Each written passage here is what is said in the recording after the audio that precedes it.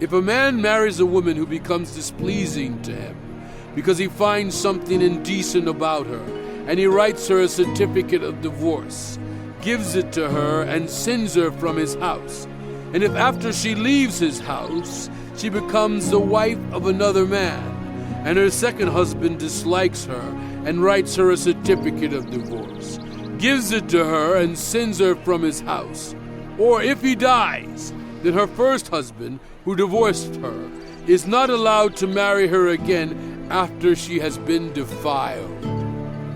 That would be detestable in the eyes of the Lord. Do not bring sin upon the land the Lord your God is giving you as an inheritance. If a man has recently married, he must not be sent to war or have any other duty laid on him. For 1 year he is to be free to stay at home and bring happiness to the wife he has married. Do not take a pair of millstones, not even the upper one, as security for a debt, because that would be taking a person's livelihood as security.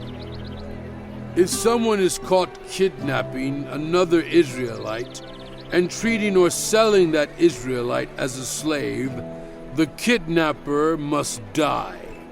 You must purge the evil from among you. In cases of defiling skin diseases, be very careful to do exactly as the Levitical priests instruct you. You must follow carefully what I have commanded them. Remember what the Lord your God did to Miriam along the way after you came out of Egypt. When you make a loan of any kind to a neighbor, do not go into the neighbor's house to get what is offered to you as a pledge. Stay outside and let the neighbor to whom you are making the loan bring the pledge out to you. If the neighbor is poor, do not go to sleep with that pledge in your possession. Return the cloak by sunset so that your neighbor may sleep in it. Then you will be thanked, and it will be regarded as a righteous act in the sight of the Lord your God. Do not take advantage of a hired worker who is poor and needy, whether that worker is an Israelite or is a foreigner residing in one of your towns. Pay them their wages each day before sunset, because they are poor and are counting on it. Otherwise they may cry to the Lord against you, and you will be guilty of sin. Parents are not to be put to death for their children, nor children put to death for their parents. Each of you will die for your own sin. Do not deprive the foreigner or the fatherless of justice, or take the cloak of the widow as a pledge. Remember that you were slaves in Egypt, and the Lord your God redeemed you from there. That is why I command you to do this.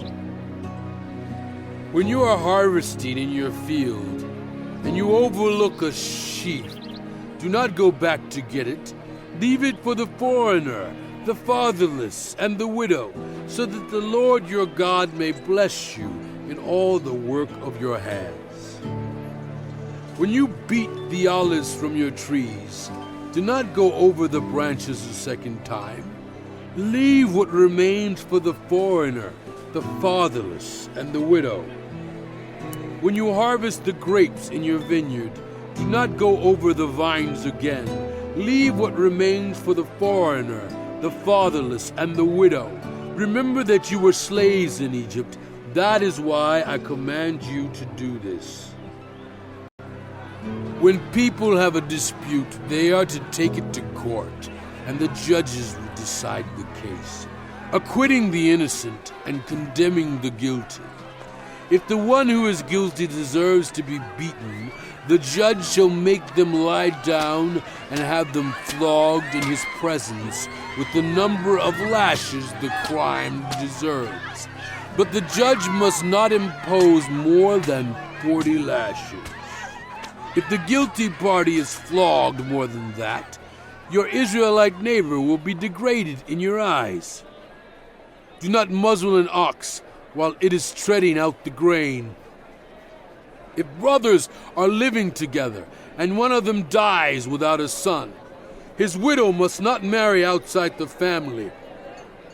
her husband's brother shall take her and marry her and fulfill the duty of a brother-in-law to her. The first son she bears shall carry on the name of the dead brother, so that his name will not be blotted out from Israel. However, if a man does not want to marry his brother's wife, she shall go to the elders at the town gate and say, "My husband's brother refuses to carry on his brother's name in Israel. He will not fulfill the duty of a brother-in-law to me." Then the elders of his town shall summon him and talk to him.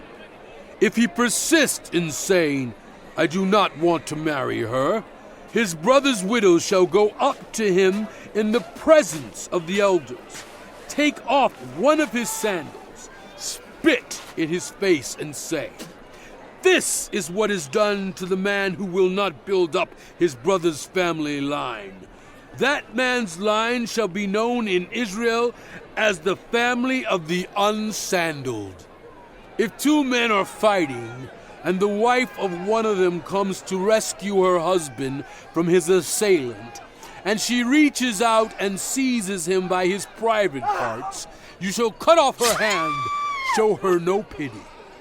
Do not have two differing weights in your bag, one heavy, one light. Do not have two differing measures in your house, one large, one small. You must have accurate and honest weights and measures, so that you may live long in the land the Lord your God is giving you. For the Lord your God detests anyone who does these things, anyone who deals dishonestly. Remember what the Amalekites did to you along the way when you came out of Egypt, when you were weary and worn out. They met you on your journey and attacked all who were lagging behind. They had no fear of God. When the Lord your God gives you rest from all the enemies around you in the land he is giving you to possess as an inheritance, you shall blot out the name of Amalek from under heaven. Do not forget. When you have entered the land the Lord your God is giving you as an inheritance, and have taken possession of it and settled in it, take some of the first fruits of all that you produce from the soil of the land the Lord your God is giving you, and put them in a basket. Then go to the place the Lord your God will choose as a dwelling for his name, and say to the priest in office at the time, "I declare today to the Lord your God that I have come to the land the Lord swore to our ancestors to give us." The priest shall take the basket from your hands and set it down in front of the altar of the Lord your God. Then you shall declare before the Lord your God, "My father was a wandering Aramean, and he went down into Egypt with a few people and lived there and became a great nation, powerful and numerous. But the Egyptians mistreated us and made us suffer, subjecting us to harsh labor. Then we cried out to the Lord, the God of our ancestors, and the Lord heard our voice and saw our misery, toil, and oppression. So the Lord brought us out of Egypt with a mighty hand and an outstretched arm, with great terror and with signs and wonders. He brought us to this place and gave us this land, a land flowing with milk and honey. And now I bring the first fruits of the soil that you, Lord, have given me. Place the basket before the Lord your God and bow down before him. Then you and the Levites and the foreigners residing among you shall rejoice in all the good things the Lord your God has given to you and your household. When you have finished setting aside 1/10 of all your produce in the 3rd year, the year of the tithe, you shall give it to the Levite, the foreigner, the fatherless, and the widow, so that they may eat in your towns and be satisfied. Then say to the Lord your God, I have removed from my house the sacred portion and have given it to the Levite, the foreigner, the fatherless, and the widow, according to all you commanded. I have not turned aside from your commands, nor have I forgotten any of them. I have not eaten any of the sacred portion while I was in mourning, nor have I removed any of it while I was unclean, nor have I offered any of it to the dead. I have obeyed the Lord my God. I have done everything you commanded me. Look down from heaven, your holy dwelling place, and bless your people Israel and the land you have given us, as you promised on oath to our ancestors, a land flowing with milk and honey. The Lord your God commands you this day to follow these decrees and laws. Carefully observe them with all your heart and with all your soul. You have declared this day that the Lord is your God, and that you will walk in obedience to him, that you will keep his decrees, commands, and laws, that you will listen to him. And the Lord has declared this day that you are his people, his treasured possession as he promised, and that you are to keep all his commands.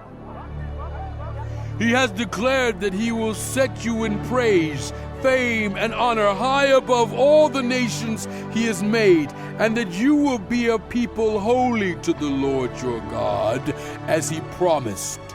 Moses and the elders of Israel commanded the people, Keep all these commands that I give you today.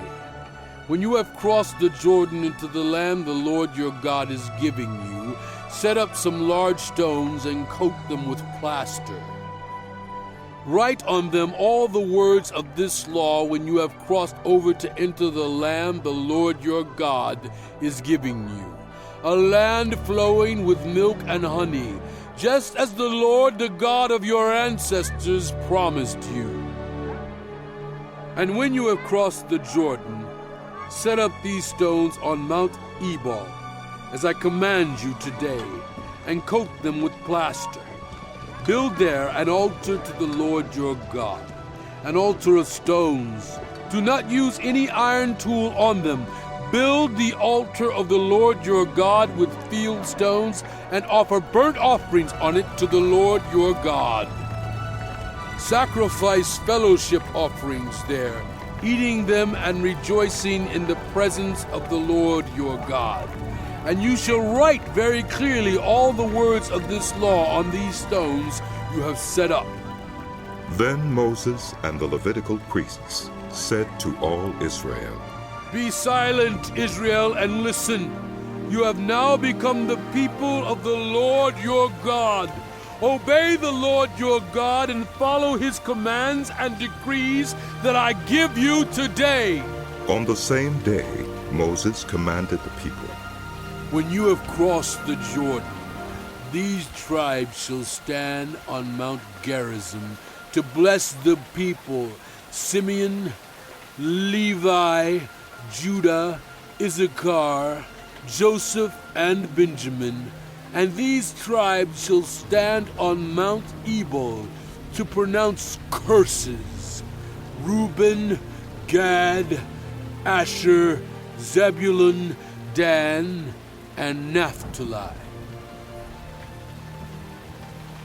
The Levites shall recite to all the people of Israel in a loud voice. Cursed is anyone who makes an idol, a thing detestable to the Lord, the work of skilled hands, and sets it up in secret.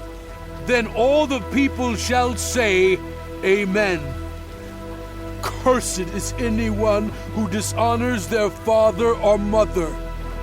Then all the people shall say, Amen. Cursed is anyone who moves their neighbor's boundary stone. Then all the people shall say, Amen. Cursed is anyone who leads the blind astray on the road.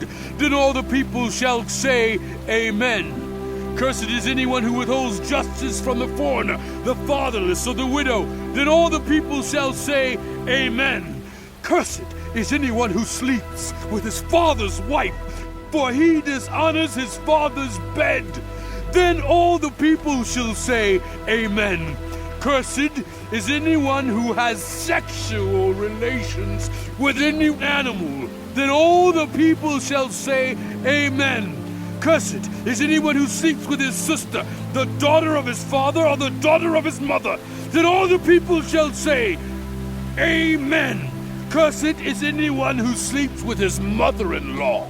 Then all the people shall say, Amen. Cursed is anyone who kills their neighbor secretly. Then all the people shall say, Amen. Cursed is anyone who accepts a bribe to kill an innocent person. Then all the people shall say, Amen. Cursed is anyone who does not uphold the words of this law by carrying them out. Then all the people shall say, Amen.